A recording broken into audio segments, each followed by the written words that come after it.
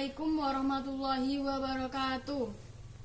Perkenalkan, nama saya Rizky Desi Dwiani, kelas 7, asal SMP Negeri 3 Semanding.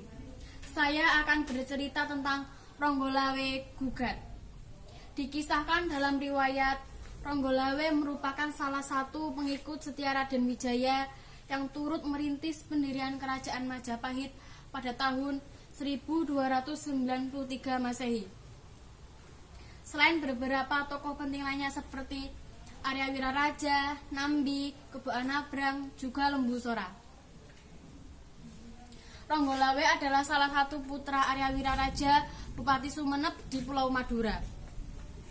Selain itu, Ronggolawe juga berkerabat dengan Lembu Sora yang tidak lain adalah pamannya.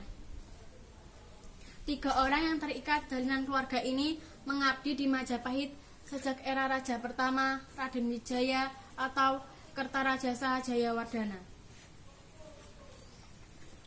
Tak lama setelah Majapahit berdiri, tepatnya tanggal 12 November 1293 Masehi, Raden Wijaya menunjuk Ronggolawe sebagai Adipati Tuban, wilayah taklukan Majapahit di pesisir pantai utara Jawa. Namun, keputusan raja tersebut tidak memuaskan Ronggolawe.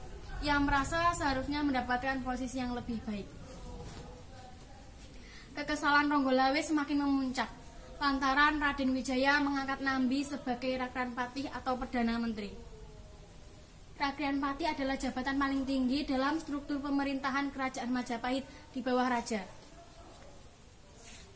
Menurut Ronggolawe, jabatan Rakran Patih lebih pantas disandang oleh Lembu Sora, pamannya. Lembu Sora bagi Ronggolawe jauh lebih berjasa daripada Nambi dalam perjuangan mendirikan Kerajaan Majapahit. Namun, Lembu Sora memilih patuh atas kebijakan raja. Ia juga menasihati Ronggolawe agar memohon maaf kepada Raden Wijaya. Akan tetapi, Ronggolawe tidak mau dan memilih kembali ke Tuban. Sikap Ronggolawe ini memantik intrik di internal istana. Mulai terdengar desas-desus bahwa Ronggolawe hendak menggugat dan sedang mempersiapkan pasukan di Tuban untuk menyerang Majapahit. Hasutan juga terdengar di sekitar Raden Wijaya, yang membuat sang raja terpaksa memerintahkan Nambi bersama Kebo Anabrang juga Lembu Sora menggalang pasukan Majapahit menuju Tuban untuk menghukum Ronggolawe. Ronggolawe yang mendengar kabar bahwa pasukan Majapahit sedang bergerak menuju Tuban pun segera mempersiapkan diri dan lantas diberangkatkan menghadang. Singkat cerita, terjadilah pertarungan 1 lawan 1 antara Ronggolawe menghadapi Kebo Anabrang.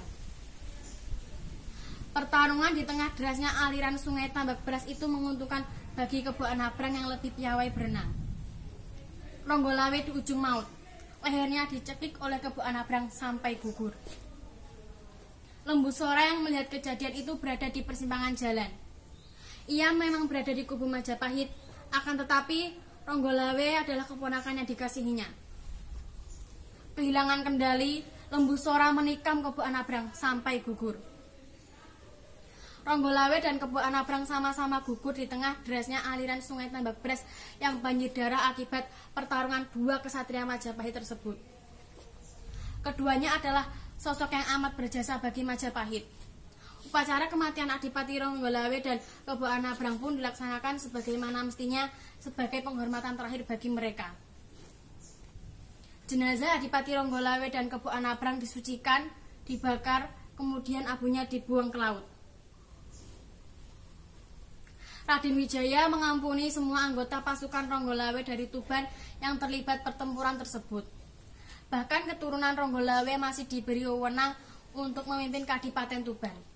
Demikian cerita dari saya. Terima kasih, mohon maaf. Semoga berkenan. Wassalamualaikum warahmatullahi wabarakatuh.